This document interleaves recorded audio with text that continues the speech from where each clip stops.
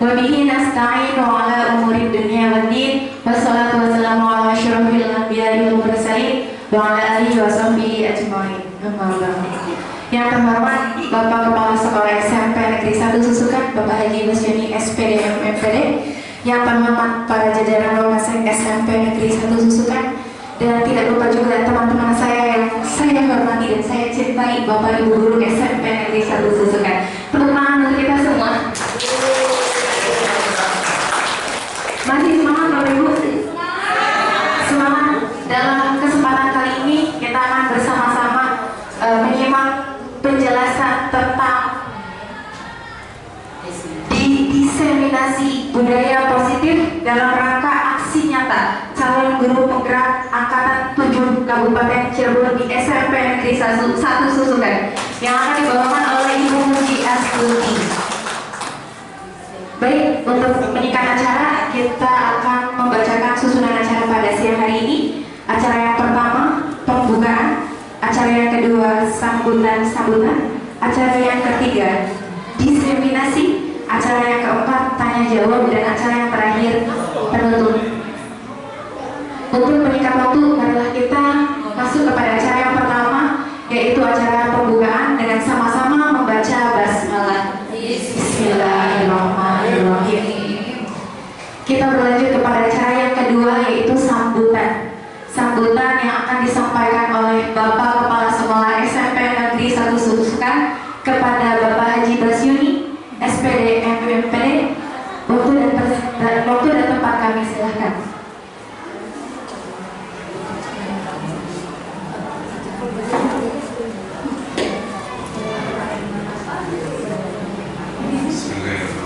Assalamualaikum warahmatullahi wabarakatuh. Puji syukur kita panjatkan ke Allah Subhanahu wa Ta'ala.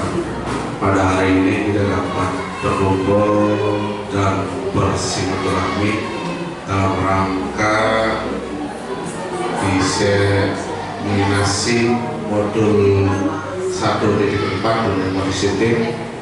Shalawat dan salam semoga tercurahkan kepada Tuhan kita Muhammad SAW beserta keluarganya, sahabatnya, dan pengikutnya, semoga termasuk dalamnya. Amin.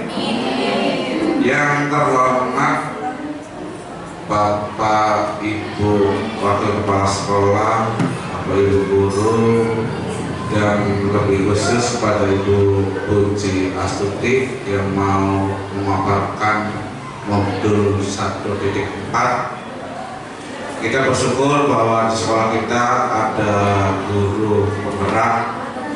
Mungkin yang pertama yang pertama di sekolah kita SMP 1 Susukan. Semoga dengan adanya guru penggerak ini menumbuhkan guru penggerak yang lain di SMP 1 Susukan. Amin. Amin. Budaya positif ini kalau kita lihat sudah diterapkan di sekolah kita mulai dari datangnya siswa sebelum masuk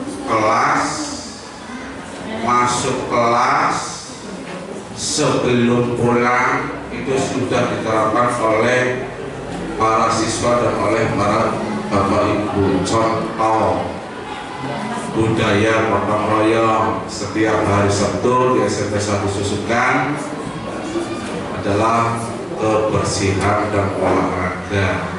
Kalau pagi sambut siswa, sebelum masuk kelas ada sambut siswa, berarti pengajian rutin. Sebelum masuk biasanya berbaris, kayak anak SD berbaris yang berat. Itu kan pembiasaan budaya positif.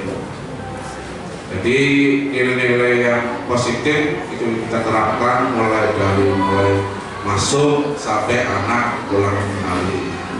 Dan untuk bapak ibu yang belum jadi guru penggerak, mangga ditunggu, karena habis ini kalau nggak salah sih di sekolah kita ya susah untuk menumbuhkan jadi guru penggerak karena baru satu juga masih calon, belum prosesnya 6 bulan ya Bu.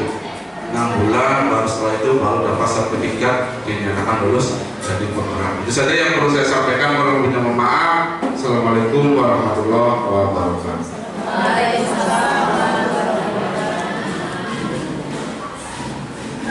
Baiklah Bapak Ibu semuanya, kita langsung saja ke acara inti, yaitu acara yang kita tunggu-tunggu bersama, acara diseminasi budaya positif atau diseminasi budaya positif dalam rangka aksi nyata calon guru penggerak angkatan 7 dari SMP Negeri 1 Susukan. Kita sambut bersama Ibu Puji Astuti. Boleh kasih tepuk tangan dulu?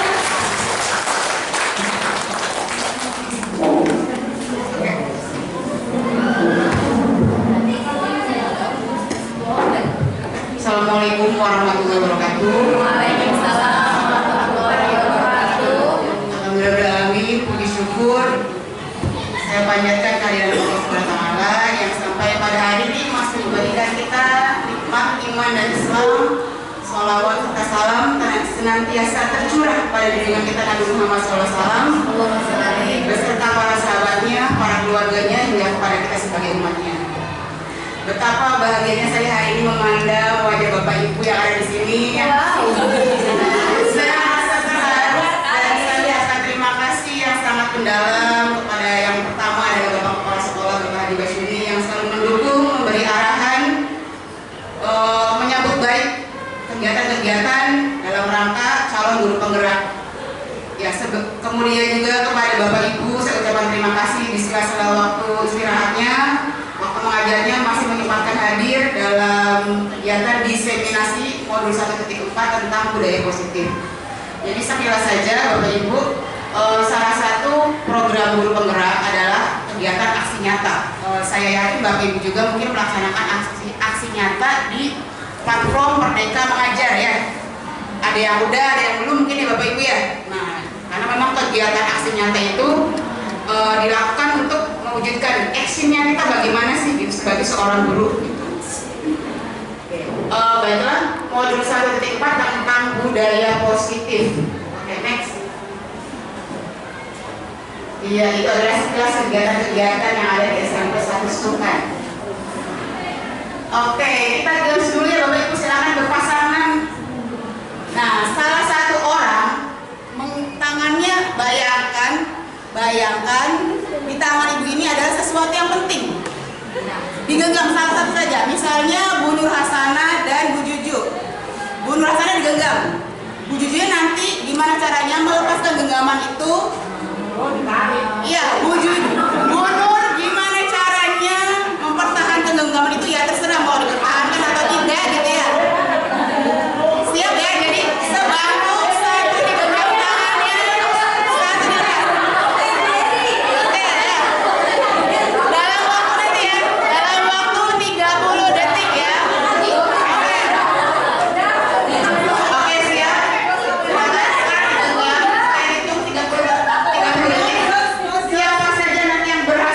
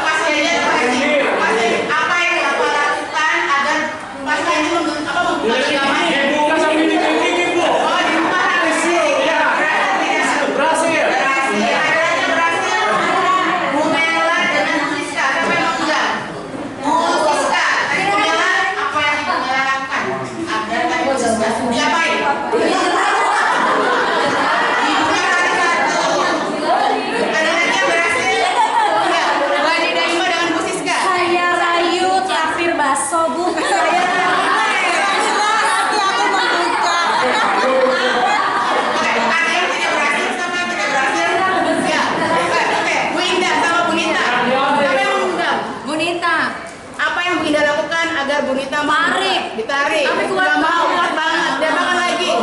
Udah tarik doang. Tarik doang. Dia makan tadi. Sekuat-kuatnya. Pegang sekuat-kuatnya. Oke ya. Terima kasih Bapak Ibu ya. Itu tadi hanya tim. Apa kira-kira tujuannya apa itu? Maksudnya apa game itu tuh? Ada yang mau mengutarakan pendapatnya? Tujuannya apa? Yang ini menggenggam, yang ini mencoba membuka.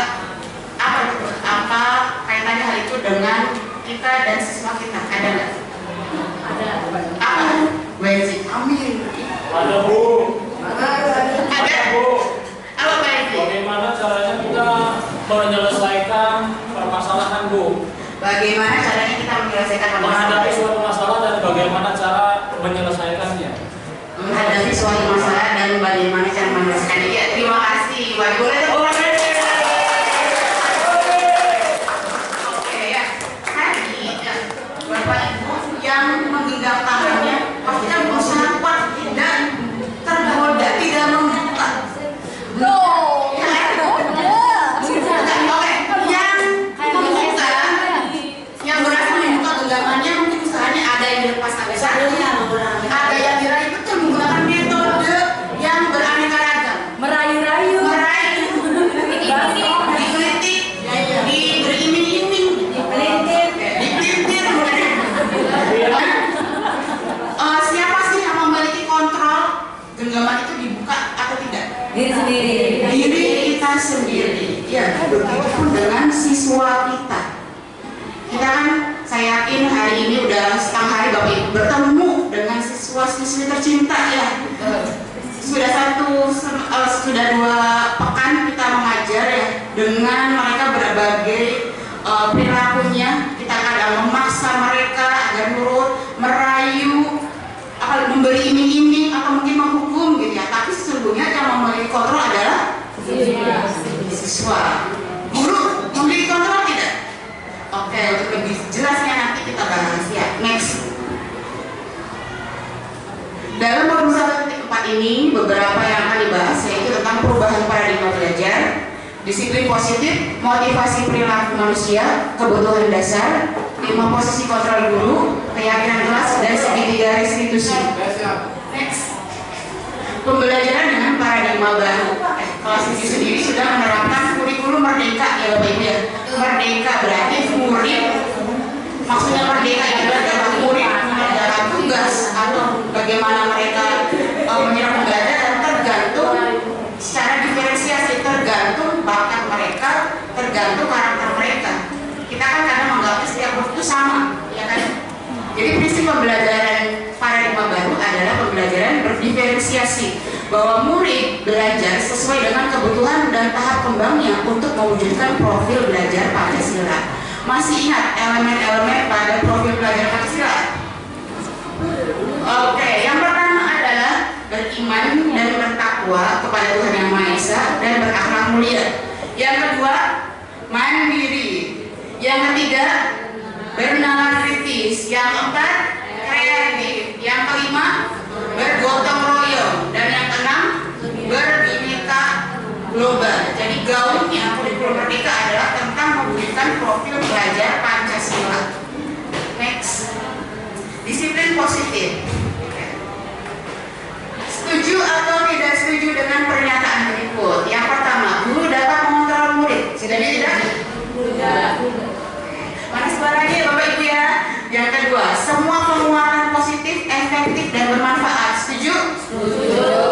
Yang berikutnya, kritik dan membuat orang merasa bersalah. Jadi kalau kita mahasiswa dan siswa yang merasa bersalah dengan perlakuan kita, itu akan menguatkan karakter. Setuju tidak? Yang berikutnya, orang dewasa atau kita di sini sebagai guru memiliki hak untuk memaksa murid. Tidak. Oke, pembahasan disiplin positif itu memang menarik gitu ya, karena itu yang ada dengan keseharian kita. Gambar apa itu Bapak Ibu? Kalau diibaratkan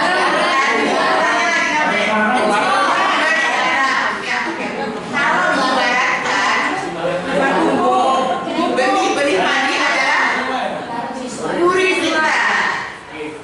Petani adalah kita sebagai guru.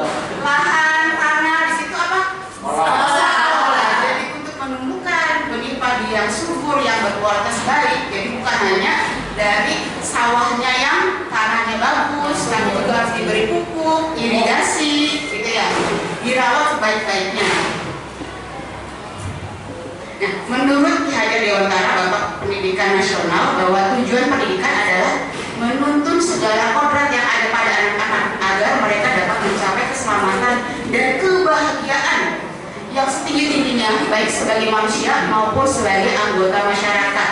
Masih ingat kodrat apa saja yang harus ada pada diri anak?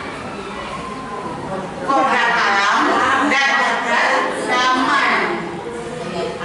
Kodrat alam secara alami, mereka itu anak itu kan dunianya itu bermain sebenarnya ya. Makanya kadang ada murid yang lari ke sana kemari istirahat, atau kita sebagai guru baru keluar, mereka langsung keluar ke teman sebelahnya, pengen bertemu teman dekatnya gitu ya. Seringnya ke toilet tuh. Seringnya ke toilet ya. Kalau mereka ke toilet kan mereka berpikirnya sambil jalan-jalan lihat pemandangan ya. Dan sesuai dengan kodrat zaman kita dan zaman murid kita sama atau berbeda? Berbeda sama ya Bapak Ibu ya. Di zaman kita kan kayaknya kita guru ngomong langsung nurut, guru memberikan arahan langsung nurut, tapi sekarang biasanya anak murid itu banyak pertanyaan, mengapa, kenapa nggak boleh seperti itu ya. Nah, sesuai dengan semboyan yang dicetuskan oleh Ki Hajar Dewantara, yaitu masih ingat Bapak Ibu sebelumnya? Ing ngarso sungtulodo, di depan memberi teladan, ing madyo mangkon karso, di tengah memberi bimbingan, tunuri handayani, di belakang memberi dorongan. Ya, jadi kita sebagai guru itu adalah among, menuntun. Kita tidak bisa memutuskan mereka harus begini dan begini, karena secara kodratnya mereka itu ingin merdeka, ya kan? Oke. Nah, budaya positif apa saja yang sudah ada di SMP 1 Susukan? Nah, kurang lebih yang pertama gambar apa itu Bapak Ibu? Ya, pembiasaan mengaji. Ya. Yang kedua adalah sholat zuhur berjamaah. Yang ketiga, membawa alat makan dan minum dalam rangka gerakan sekolah bebas sampah, mengurangi sampah plastik. Yang berikutnya adalah bersama di pagi hari. Jadi betapa senangnya siswa ketika mereka nyampe gerbang, bapak ibu gurunya sudah berjejer di depan. Bahkan ada salah satu murid yang setiap salaman dengan guru dia, oh ibu Puji, oh ibu Nova, ya ada ya, jadi sambil ngapalin gurunya gitu ya. Berarti itu kan dia sangat termotivasi untuk mengenal bapak ibu gurunya gitu ya. Oke, berikutnya tadi disiplin. Kita sebagai guru dulu nih, misalnya ya, disiplin masuk pagi. Biasanya bapak ibu guru kalau masuk pagi itu kenapa? Apa alasannya? Absensi ya. Sekarang sudah menggunakan absensi itu nggak apa-apa. Ada jam pertama. Ada lagi? Jam pertama. Ada jam pertama. Yang nggak ada jam pertama kenapa datang pagi? Ada lagi? Malu atau takut dengan pimpinan, betul?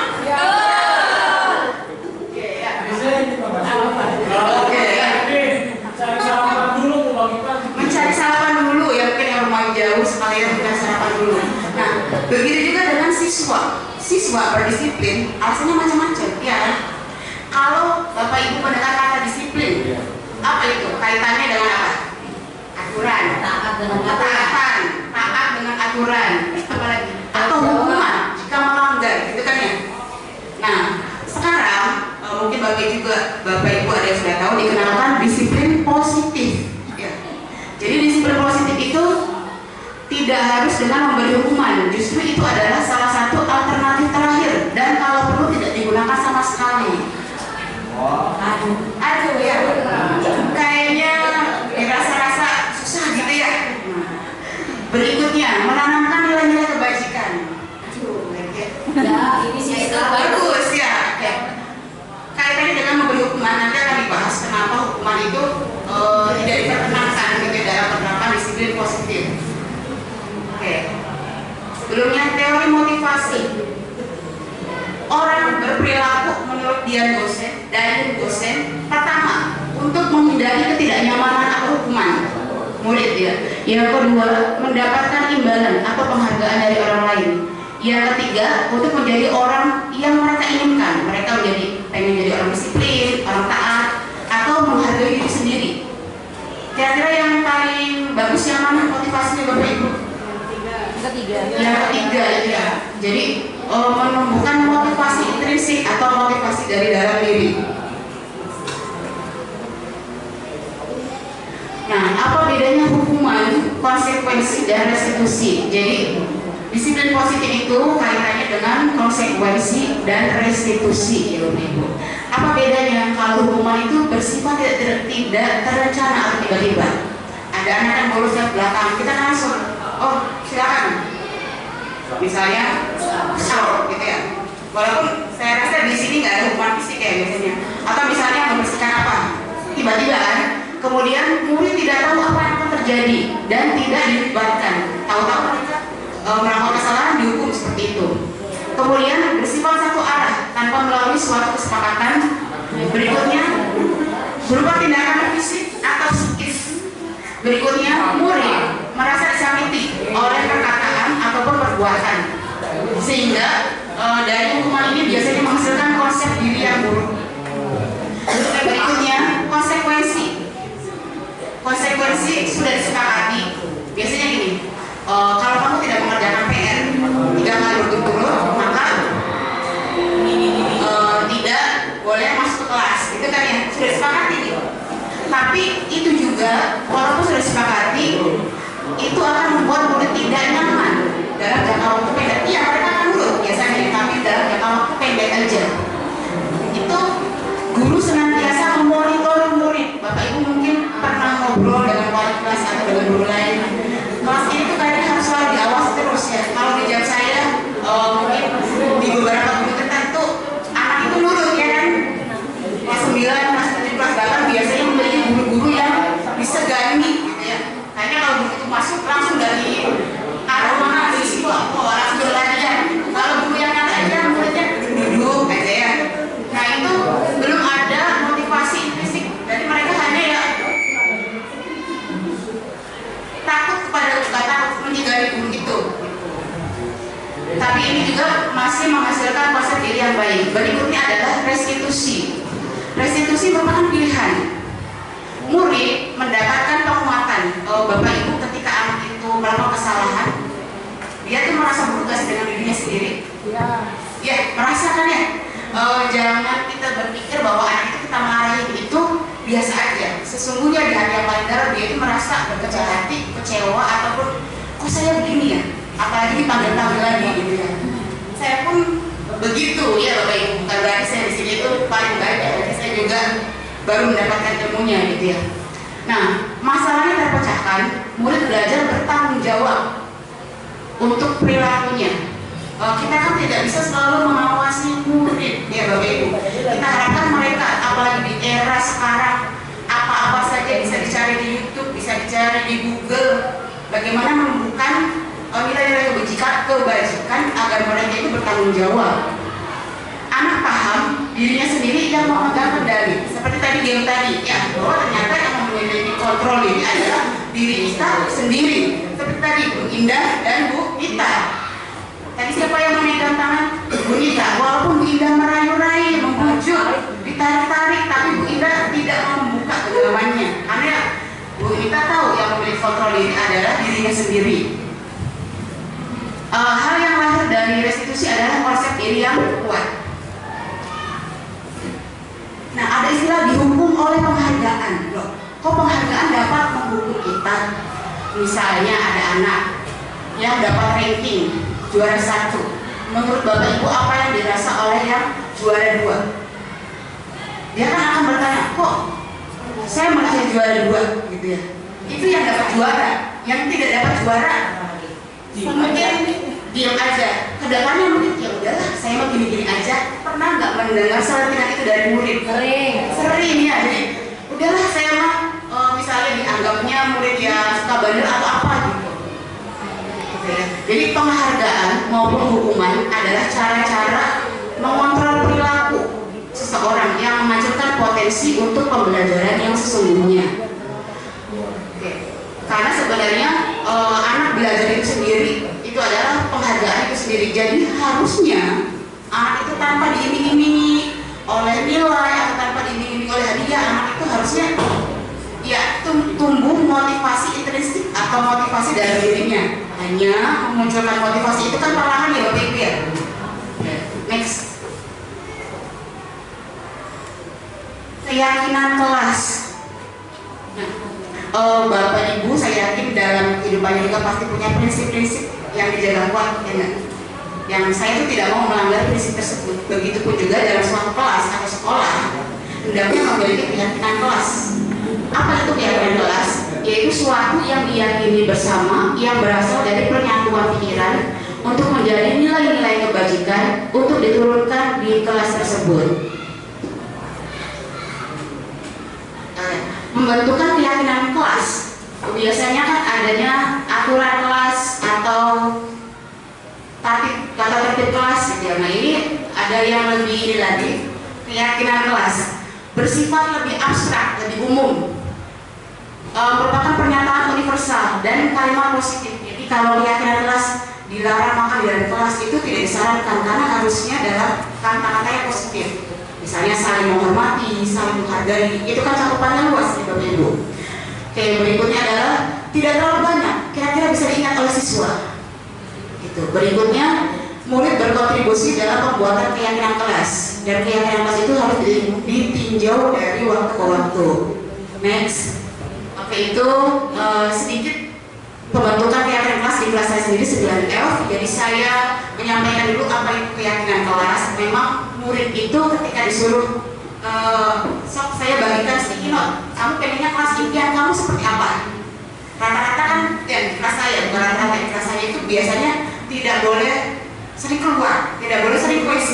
Mungkin nanti di kelas Bapak Ibu, kalau Bapak Ibu menerapkan keyakinan kelas akan berbeda ya. Biasanya anak menulisnya itu dalam bentuk kalimat negatif, baru nanti saya arahkan untuk menjadi keyakinan kelas. Yang pertama, keyakinan kelas adalah datang tepat waktu, bekerja sama, saling menghormati, saling menghargai, berpenampilan rapi dan disiplin dan tertib di sekolah. Dan keyakinan kelas itu sebaiknya dibuat dalam bentuk yang menarik, ditempel di depan agar sering dilihat oleh murid dan jangan terlalu banyak agar diingat, agar ketika mereka melanggar kita tidak akan langsung aja berarti menurut kamu ini tidak sesuai dengan keyakinan kelas yang mana. Nanti ada videonya ya Bapak Ibu bagaimana kita menerapkan itu. Anak melakukan suatu tindakan, siswa A berlari ke sana kemari padahal ada gurunya di kelas, siswa B sudah jam masuk di kafe saja, atau siswa C tidur aja. Bapak Ibu pun pasti melakukan sesuatu ada dasarnya. Ya, oleh karena itu, apa sih 5 kebutuhan dasar manusia? Yang pertama adalah bertahan hidup atau survival. Yang kedua adalah kasih sayang dan rasa diterima atau love and belonging. Yang ketiga adalah penguasaan atau power. Kadang ada anak di kelas yang apakah dia pengen? Bukan dia nggak selalu jadi ketua, tapi bahasanya menguasai, gitu kan ya? Atau yang ditakuti. Berarti mungkin dia memiliki kebutuhan dasar penguasaan. Nah itu tinggal kita arahkan. Kan kebutuhan dasar itu nggak mungkin kita cegah anak nggak boleh begini, nggak boleh begitu ya. Kita ibaratnya dokter harus tahu obatnya untuk mengobati penyakit tersebut. Yang keempat adalah kebebasan atau freedom. Ada anak yang pengen keluar terus. Ya. Alasannya beli pulpen, gimana di Ibu? Beli buku, toilet, cuci tangan, buang sampah, spidol. Mereka yang pintar beralasan gitu ya. Berikutnya semangat atau fun. Bebas terus. Iya. Pengennya bebas terus. Oke Bapak Ibu, kalau kita ingat kembali masa-masa Bapak Ibu di sekolah, siapa guru favorit Bapak Ibu? Masih ingat tidak? Masih. Kenapa? Bu Siska, kenapa Bapak memikirkan guru tersebut? Kenapa Bu Siska memfavoritkan guru tersebut? Saya ingat banget namanya itu Ibu Setia, dia itu guru sejarah pada waktu saya SMA. Jadi dia itu sebetulnya gurunya itu bukan galak, tapi dia itu tegas. Terus kalau dia ngasih ulangan itu yang bikin soal itu kita sendiri. Jadi kita yang bikin soal, kita yang cari jawabannya. Jadi kita bisa menghafal mana nih soal yang akan kita jadikan soal ulangan kita. Ada lagi, Bapak Ibu, siapa yang masih ingat gurunya yang difavoritkan? Bu Haji Dayuman, boleh? Dewan tuh guru favorit. Bu Haji, Ya, kenapa? saya memfavoritkan atau mengidolakan guru bahasa Indonesia saya dulu, Bu Haji Faizan namanya sekarang ya. Beliau itu guru bahasa Indonesia. Penampilannya selalu rapi, keibuan, kemudian mukanya sangat teduh, kemudian sangat teliti ketika menuliskan dalam di buku tuh titik, koma, kemudian tulisan besar, tanda baca, kemudian ketika di depan membacakan puisi juga di komen positif gitu. Jadi saya pengen selalu tampil yang terbaik untuk guru ini. Ya, terima kasih. Oke. Bagaimana sih kita itu mengontrol murid? Ternyata ada 5 posisi kontrol guru. Yang pertama sebagai penghukum, yang kedua membuat orang merasa bersalah, yang ketiga sebagai teman, yang keempat sebagai pemantau, yang kelima sebagai manajer. Oke, sebagai penghukum, sekali lagi Bapak Ibu, mungkin saya juga, pokoknya saya bukan pasti pernah merasakan kayak di sini gitu ya. Sebagai penghukum kita kan menghardik, menunjuk-nunjuk, menyakiti, menyindir, kata-kata yang sering diucapkan kalau kamu melakukannya sebagai apa gitu ya. Apa akibatnya? Murid itu mengulangi kesalahan dan bersikap agresif. Dia juga mungkin memberontak, mendendam dan menyalahkan orang lain. Next. Oke, sebagai pembuat orang merasa bersalah.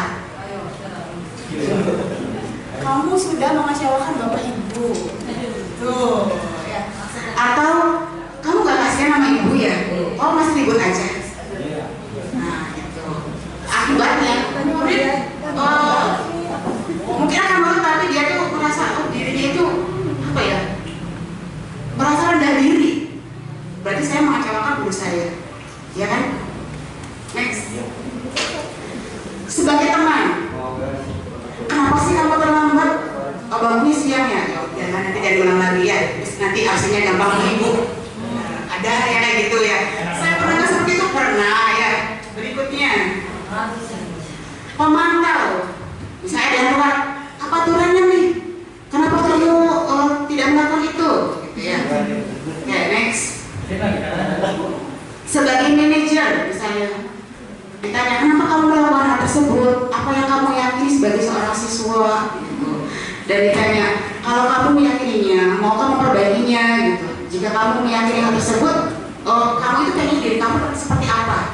Sebadar-badarnya anak, mereka itu kalau ditanya baik-baik, mereka akan tahu diri mereka itu pengen jadi orang seperti apa, gitu kan ya? Oke, ada kasus nih.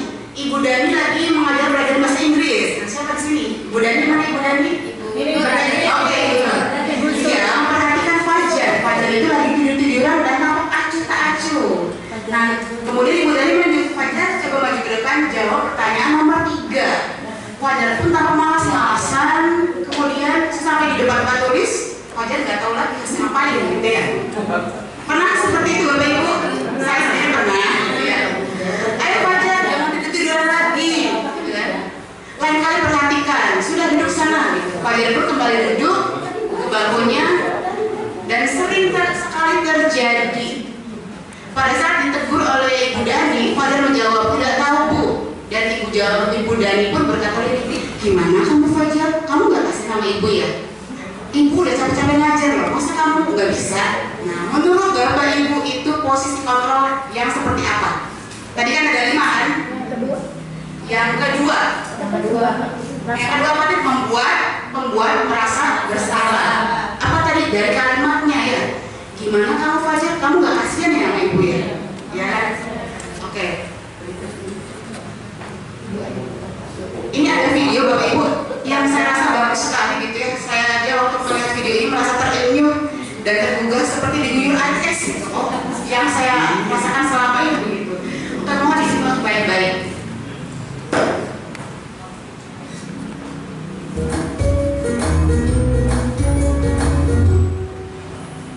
Salam bahagia Ibu dan Bapak Guru hebat. Dalam penerapan disiplin positif restitusi, salah satu program yang dikembangkan adalah 5 posisi kontrol. 5 posisi kontrol restitusi adalah proses perjalanan seorang pendidik agar dapat mengenali dirinya Pada video kali ini, kita akan membahas tentang 5 posisi kontrol yang dikembangkan oleh Diane Dawson dan contoh penerapannya.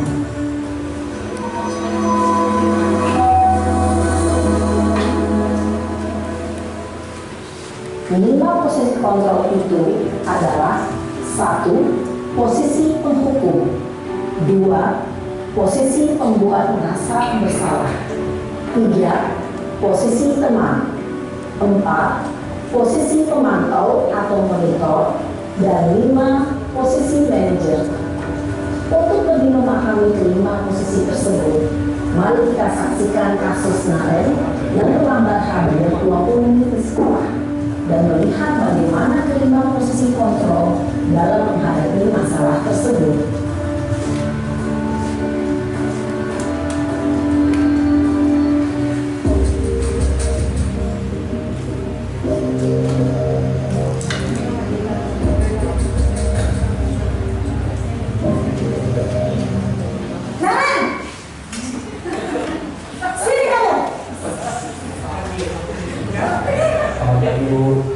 Selalu terlambat. Kamu deh, pasti terlambat. Maaf Bu, saya Apa? Apa coba? Alasan kamu apa lagi? Kapan sih kamu tidak terlambat? Malas sekali ya kamu jadi anak. saya Dasar pemalas. Gak kapok-kapok sih kamu. Sudah berapa kali terlambat?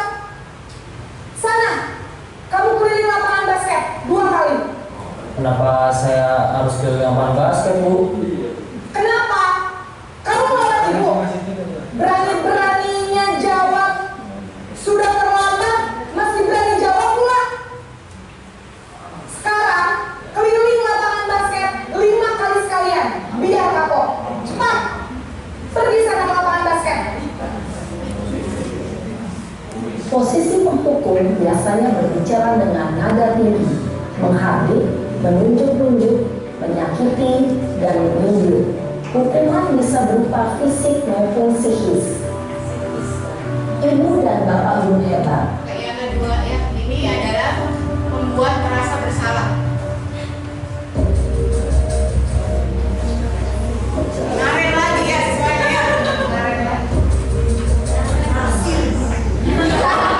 Mungkin ada naren-naren yang lain gitu ya. Selamat pagi Bu. Naren, kamu kenapa terlambat lagi, nak? Ya Tuhan, Naren. Kamu senang ya bikin ibu susah ya? Kalau kamu terlambat lagi, nanti ibu yang ditegur bapak kepala sekolah. Aduh, gimana ini? Maaf Bu, Duh, Gusti Naren. Kamu suka ya kalau ibu ditegur bapak kepala sekolah? Terus, sekarang ibu harus tulis apa yang di buku absen? Ini kamu sudah sering terlambat loh. Ibu harus apa coba? maaf Bu, maaf sekali. Ya sudah, lain kali jangan bikin ibu susah lagi ya, nak ya. Ibu tidak akan lupa lagi kalau kamu begini terus. Bisa jantungan kalau ibu tegur bapak kepala sekolah.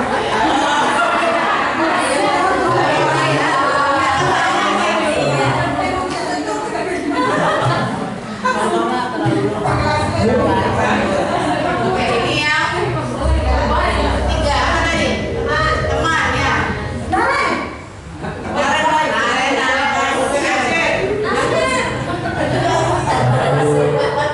wah, sudah jam berapa nih, Nak? Iya Bu, habis ibu saya lupa bawa ikan saya Bu. Kamu malah menyalahkan ibu kamu. Kamu bukan anak yang paling kencang. Kok terlambat sih? Iya Bu, saya memang terlambat bangun tadi. Jadi biarpun saya lari kencang, tetap gak kekejar Bu. Ya sudah sana. Nanti lain kali larinya lebih kencang lagi ya. Biar gak terlambat lagi. Bikin senang ibu. Demi ibu. Bisa kan? Bisa Bu.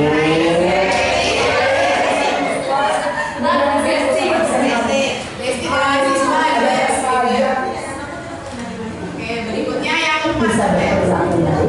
Mantap. Naren.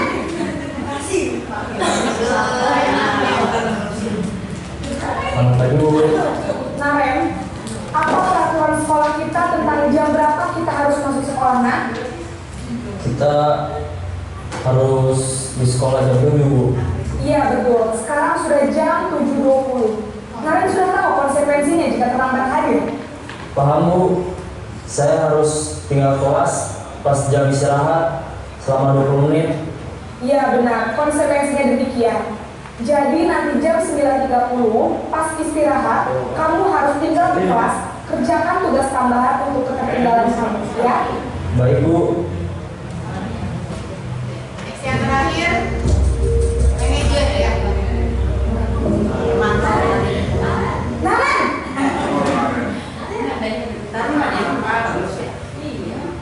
Selamat pagi Bu. selamat pagi Naren. Maaf Bu, saya terlambat. Iya, sekolah masuknya jam 7, sekarang sudah jam 7.20. Jadi sekarang bagaimana ini Naren? Maaf Bu, saya lupa alarm saya semalam. Baiklah, menurut kamu, keyakinan sekolah yang mana yang perlu kamu tingkatkan? Menghargai diri sendiri dan orang lain mungkin ya Bu. Setuju. Jadi, apakah Naren meyakini prinsip saling menghormati tersebut? Iya Bu, saya meyakininya. Apakah Naren bersedia memperbaiki masalah keterlambatan ini? Bersedia Bu. Bagaimana kamu akan perbaiki masalah keterlambatan ini? Saya akan coba untuk tidak lupa menyetel alarm saya Bu. Baik, kalau Naren lupa menyetel alarm di rumah, ada orang yang kira-kira bisa bantu mengingatkan tidak? Ada Bu, kakak saya, Kak Emma. Ada lagi selain Kak Emma? Selain Kak Emma, ada ibu saya. Baik, jadi yang mengingatkan Naren adalah Kak Emma dan ibu kalian. Kira-kira akan mulai alarm kapan nih Naren? Setelah pulang sekolah, akan segera saya lakukan. Baik, jadi Naren akan setel alarm untuk bangun besok pagi dan akan diingatkan oleh kakak dan ibunda Naren ya. Ada lagi yang mungkin perlu dilakukan Naren agar tidak terlambat bangun lagi? Tidak ada Bu. Baik Naren, terima kasih untuk kerjasama kamu. Sekarang kamu perlu kembali ke kelas untuk belajar. Baik Bu, terima kasih. Oke, gimana Bapak Ibu tuh lihat video tadi dari 5 posisi kontrol tadi, mana yang pernah Bapak Ibu lakukan? Pernah semua ya, saya juga pernah semua. Sebagai penghukum pernah, sebagai pengontrol pernah, teman pernah, pembuat rasa bersalah pernah, dan kadang baru nyadar, oh iya ternyata yang saya lakukan itu akan membuat anak itu mungkin bersikap rendah diri gitu ya. Oke, next. Nah, ternyata posisi kontrol sebagai penghukum dan membuat orang merasa bersalah itu akan menimbulkan perilaku yang negatif dari diri siswa, walaupun mereka termotivasi memperbaiki dirinya dari Bapak Ibu dari kita secara eksternal. Posisi kontrol sebagai teman pemantau akan menimbulkan mereka berperilaku positif, walaupun masih dari motivasinya dari eksternal. Sedangkan yang terakhir, posisi kontrol sebagai manajer, itu mereka nanti belajar mengontrol diri, dan itu diharapkan menimbulkan motivasi intrinsik.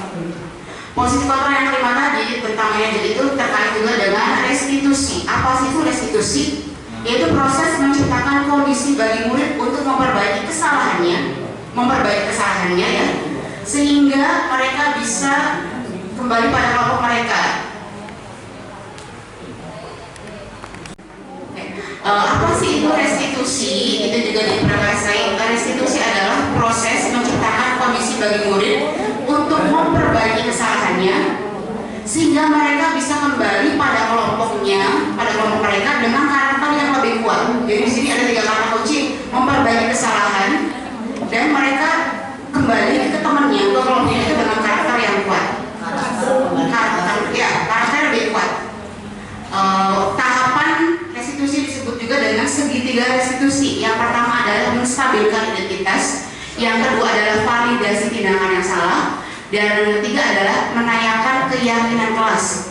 Menanyakan keyakinan kelas atau sekolah. Makanya tadi di kelas saya sendiri sudah dibuat keyakinan kelas.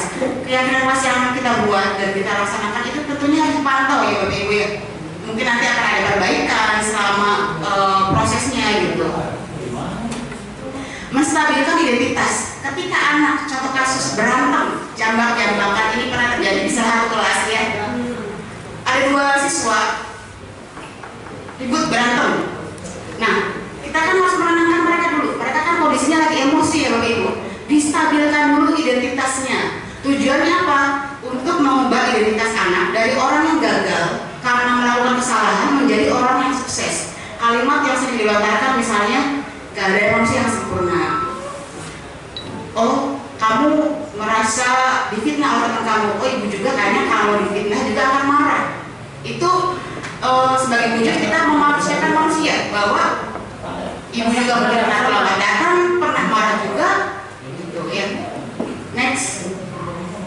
Kemudian validasi tindakan yang salah, bahwa setiap tindakan atas dasar kebutuhan anak. Anak yang makan di kelas pada saat pembelajaran, biasanya kebutuhannya apa yang mereka kurang? Lapar.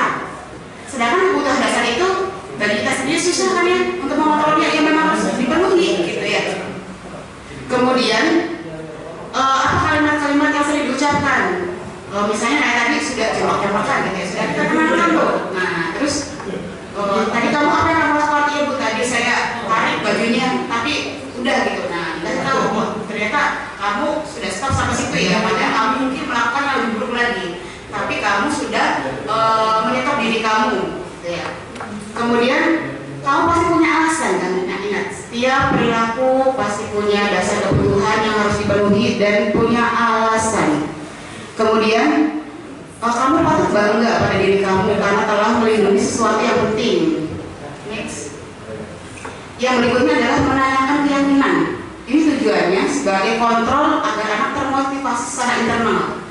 Sekali lagi Bapak Ibu, saat sekarang dunia sudah maju, teknologi sudah maju, walaupun di sekolah kita kan tidak menyarankan membawa handphone, kecuali sudah ada kesepakatan dengan guru kontrolnya untuk kegiatan pembelajaran. Tapi ada nggak yang masih bawa handphone?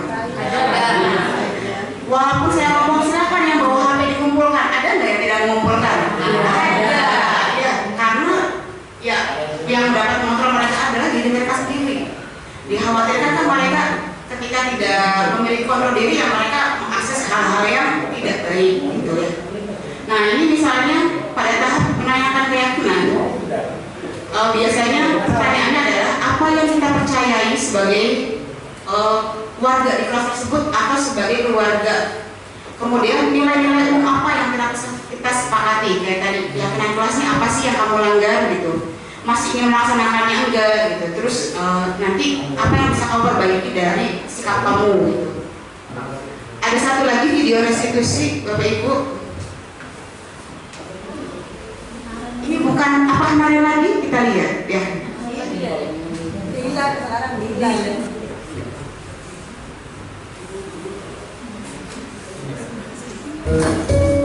Ini kontrol dokter ini hasil restitusi. Nah, ini anaknya dipanggil ke ruang guru ya. Siang Sarah. Siapa? Sudah lama nggak ketemu Sarah? Kenapa hari ini ada di sini? Kesel Pak, kesel banget. Masa aku dikatain tukang fitnah Pak? Ya aku marah lah. Aku balik ngatain Eka di depan kelas. Kesel banget. Oh begitu. Ya pasti kamu marah dan kesal.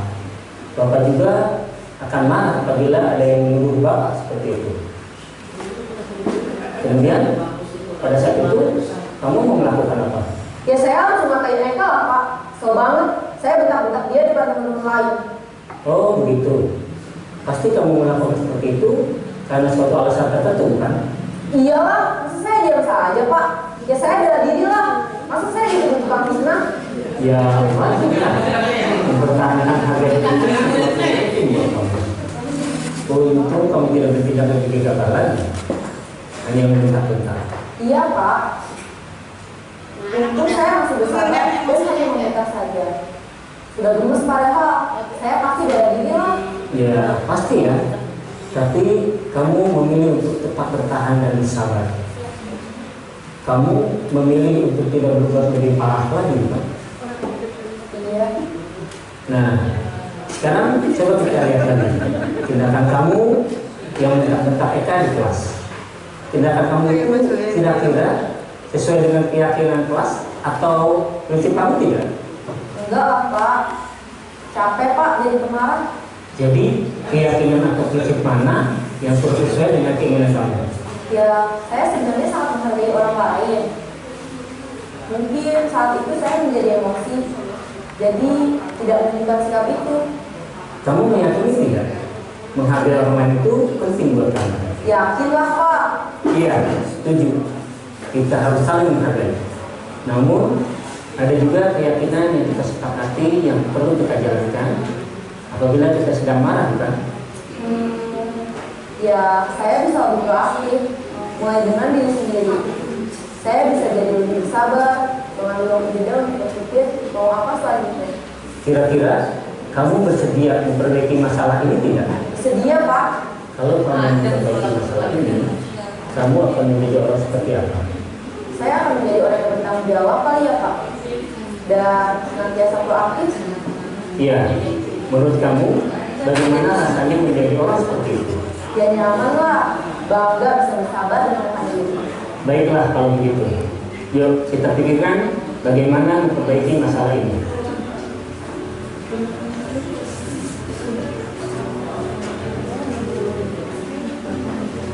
Ibu dan Bapak guru hebat, baru saja kita menyaksikan. Tadi adalah contoh praktek menerapkan segitiga restitusi. Gimana Bapak Ibu tertarik untuk menerapkannya? Tentunya mungkin ada masalah-masalah, kita menemui masalah yang kadang saat itu kita harus memutuskan harus seperti apa gitu kan ya. Ada juga yang pokoknya masalah ini bisa kita ajak untuk restitusi. Ya karena kan nggak semua masalah itu waktunya lama. Kadang harusnya saat itu, misalnya anak tiba-tiba loncat pagar, masa kita kalau langsung aja dengan keyakinannya kan nggak ditanya kamu apa dan lainnya gitu ya.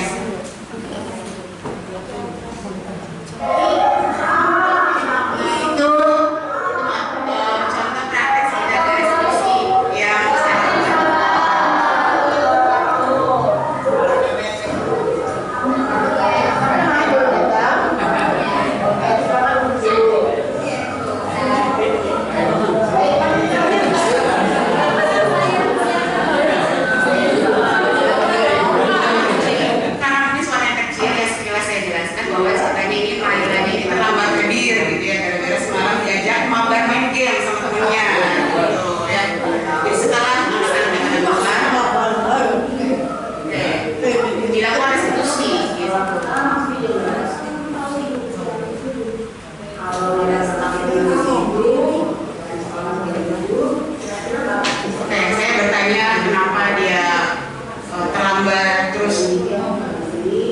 Biasanya terlambat atau tidak sih alasannya apa gitu ya. Kemudian dia tahu nggak hal itu melanggar atau tidak sesuai dengan kegiatan kelas yang mana gitu.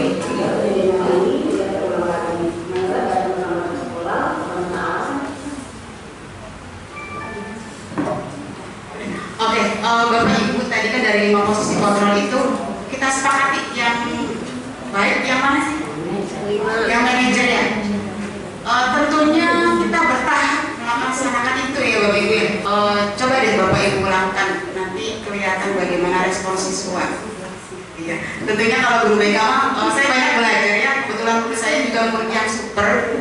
Dan saya sering bekerja sama dengan guru BK dan saya sering mengamati bagaimana cara guru BK menenangkan muridnya dengan cara saya menenangkan muridnya. Gitu. Tentunya BK karena sudah mempelajari ilmunya gitu ya. Jadi biar tenang dulu gitu. Kalau di ruang BK itu oh kamu salah ya, kenapa?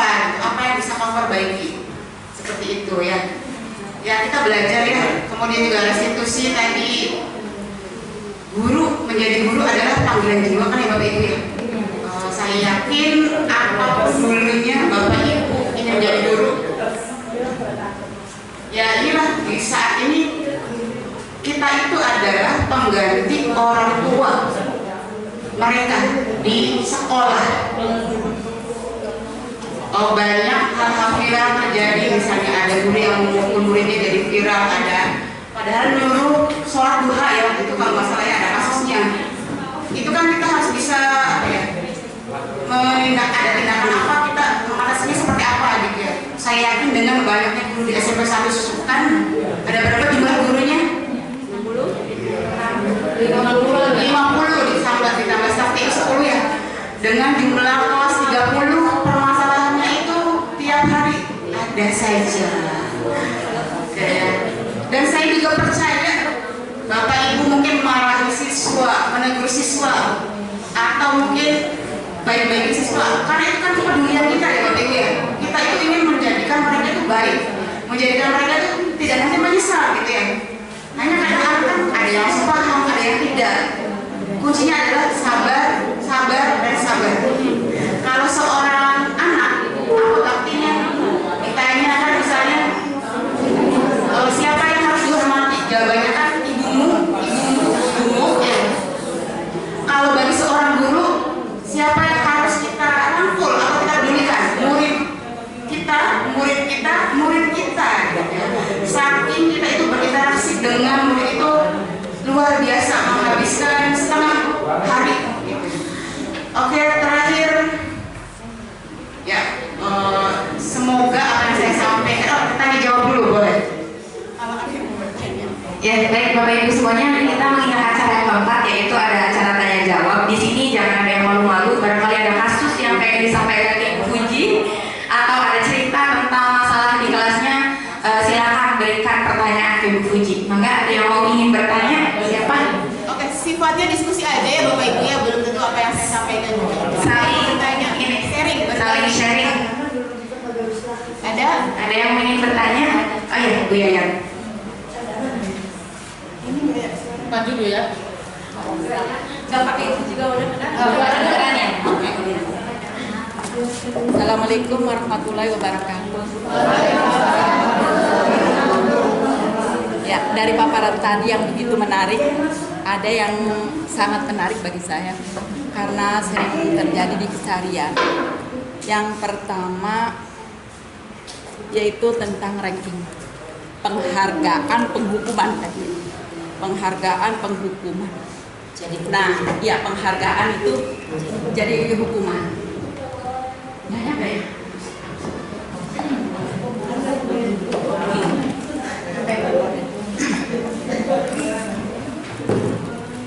Yang kayak kasusnya kemarin, orang tua pun, Bu kenapa enggak pakai ranking?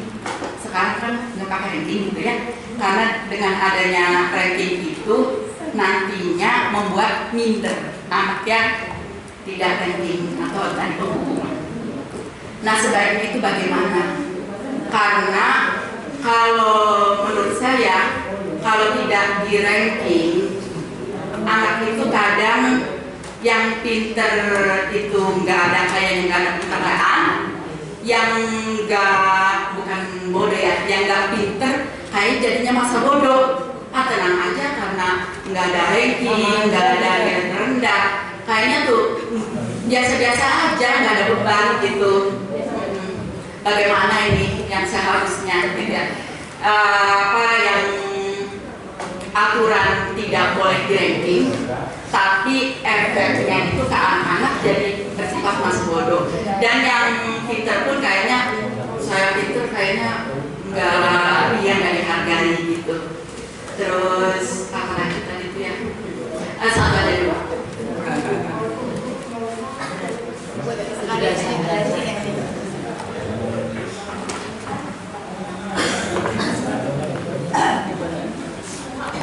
Jadi mau nanya. Oh iya, sekali aja ya.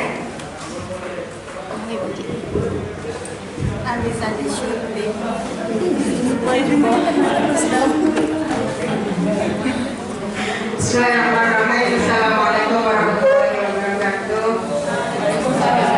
Dari paparan yang sangat menarik tadi, ada beberapa pertanyaan ya. Yang pertama, kayaknya bukan kayaknya, sebagai seorang guru memang berat sekali tugas kita untuk menghantarkan anak-anak kita menjadi sesuai dengan harapan ya. Dan betul yang dikatakan Bu Puji bahwa sabar itulah yang harus kita lakukan. Tetapi sebagai ini maksudnya kadang setiap anak itu berbeda ya. Ada kasus Oke, kalau misalkan untuk anak-anak yang standar, kita bisa melakukan stand itu dengan hati yang senang, hati yang bahagia gitu. Tapi untuk kasus-kasus istimewa, apakah tidak ada sama sekali diperkenankan untuk kita tarik ulur gitu? Misalnya, kapan kita harus mencetak gitu ya? Kapan kita harus menguji gitu? Kayaknya perlu juga deh seorang guru juga bahwa ini harus salah loh. Terima kasih. Jadi tidak hanya sekedar sabar karena kita dikejar dengan dikejar dengan waktu harus 1 semester kita harus mengejar anak harus bisa gitu. Terima kasih. Demikian dari saya. Assalamualaikum warahmatullahi wabarakatuh. Waalaikumsalam warahmatullahi wabarakatuh. Terima kasih atas pertanyaannya. Jawaban saya belum tentu pas ya, tapi saya berusaha menjawab. Saya jawab yang nomor 2 dulu ya.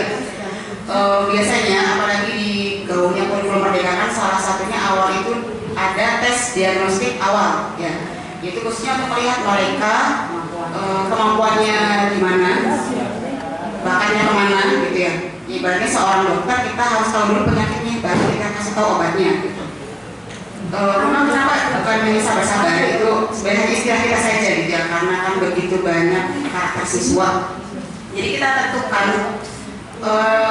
biasanya kalau kelas 9 kan belum kurikulum merdeka ya, waktu awal saya mengadakan mereka disuruh mengisi biodata. Intinya saya ingin tahu di rumah mereka itu tinggalnya dengan siapa, kondisi keluarganya di mana, dan hal itu nanti yang jadi saya patokan.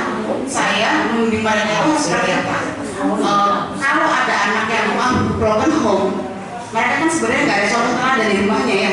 Jadi wajar saja ketika di sekolah mereka sering berbuat ulah, dinasehatin, ya selesai berbuat lagi. Tapi seperti yang disarankan oleh guru BK, mereka berbuat salah kita panggil lagi, dinasehatin lagi. Seperti itu nggak apa sampai kapan? Sampai lulus. Ya Bu Yani ya. Tuh, kata-kata yang selalu ingat dari Bu Yani. Bu Yani saya khawatir anak saya ini, itu kita panggil lagi. Dan pertama, anak itu mungkin nggak langsung berubah. Kasus yang kita tangani hari ini bisa jadi nggak kelihatan hasilnya saat ini. Kita kontrol. Nah yang mau kontrol ini yang kadang kita, saya sendiri mungkin males gitu kan ya. Pengennya kan ketika anak berbuat salah kita nasihati, selesai masalah itu. Tapi kan enggak anak loh. Mereka di rumah ketemu teman-temannya diajak lagi bolos seperti itu kan. Gitu ya. Jadi ya harus ada pemantauan. Apa yang kemarin kita sudah melakukan tindakan apalagi tindakannya agar mereka ini kesadarannya naik seperti itu. Oke, yang berikutnya untuk perankingan.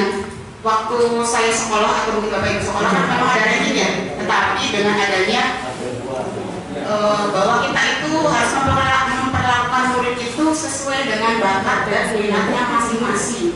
Mungkin Bapak Ibu yang di sini ada yang anaknya TK, biasanya mereka suka dapat bintang ini ya, bintang apa misalnya suka ngomong atau bisa bintang aktif atau apa. Ya begitu, misalnya bahwa mereka itu bakatnya masing-masing, kita nggak bisa menyamakan. Nah, kalaupun nanti kita tetap harus menyebutkan ranking tersebut, biasanya saya beritahu bahwa yang tidak ranking ini berarti kelebihannya di hal lain. Seperti itu. Jadi kita juga tidak mengacaukan hati mereka. Seperti itu ya. Dan memang di rapor sekarang kan tidak ada rankingnya, karena tujuannya itu yang tadi Bu Yaya juga bahwa anak itu tidak merasa berkecil hati ketika tidak mendapat ranking. Tapi bagaimana kalau anak yang juara itu merasa tidak dihargai? Ya kita sampaikan juga bahwa juara kamu di sini dari segi misalnya nilai kognitifnya, psikomotornya, kan tiap orang kemampuannya masing-masing berbeda-beda. Karena kan kita menemukan yang juara 1 kadang mereka sosialisasinya rendah, gitu kan ya, kurang.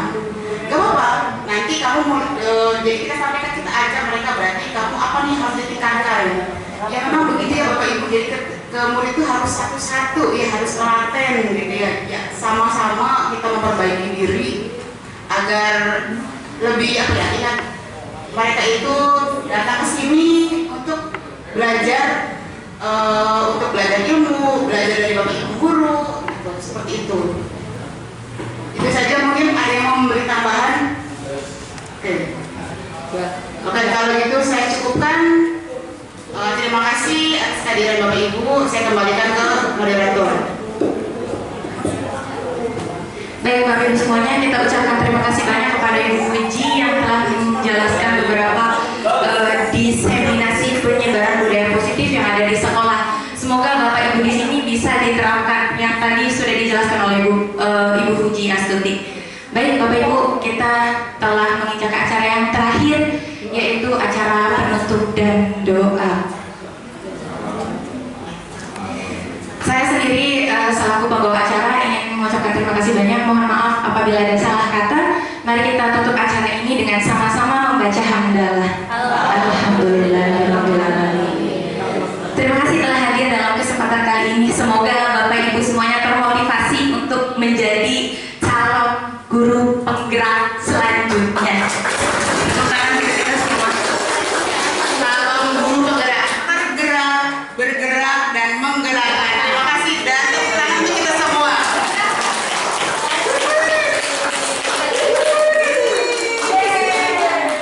Bangga Pak Denam.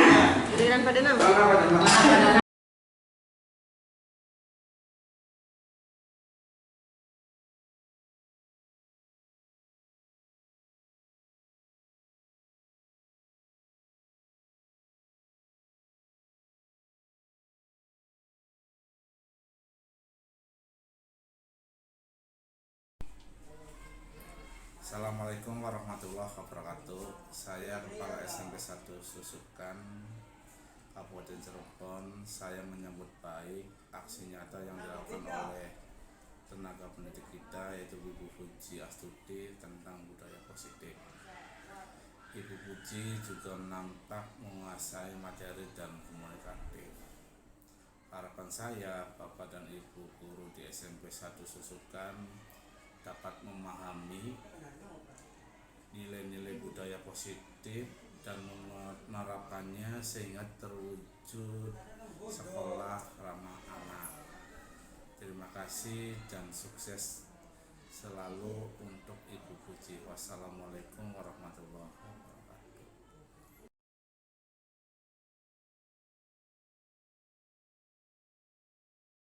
Assalamualaikum warahmatullahi wabarakatuh. Perkenalkan, nama saya Siska Aryani. Saya guru bahasa Indonesia di SMP Negeri 1 Susukan. Setelah saya menyaksikan diseminasi yang disampaikan oleh Ibu Puji Astuti, saya merasa bangga, itu yang pertama. Kemudian yang kedua, saya termotivasi atau terinspirasi oleh Ibu Puji, sehingga saya ingin sekali menerapkan apa yang telah disampaikan oleh Ibu Puji di kelas saya. Baik, terima kasih, itu saja. Assalamualaikum warahmatullahi wabarakatuh.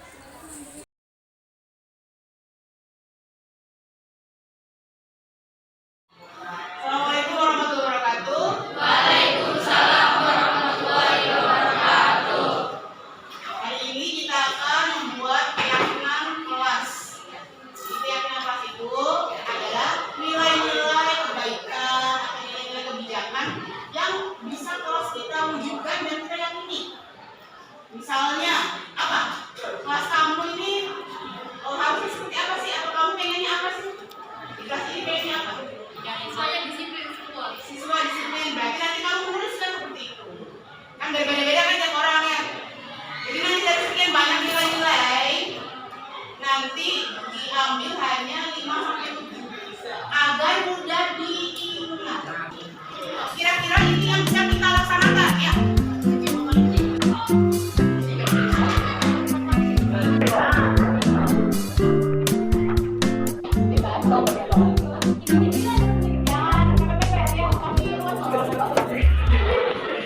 Keyakinan kelas 9F. Yang pertama, datang tepat waktu.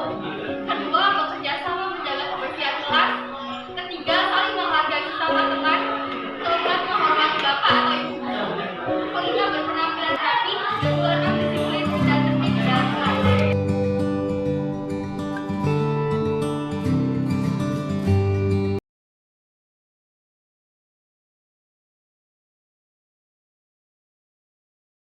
Warahmatullahi wabarakatuh. Saya Naila Usania Mezdab dari kelas 9F. Saya sangat excited ketika membuat keyakinan kelas bersama teman-teman saya, karena saya harap melalui keyakinan kelas, siswa dan siswi kelas 9F bisa lebih disiplin lagi dalam meraati aturan. Terima kasih. Wassalamualaikum warahmatullahi wabarakatuh.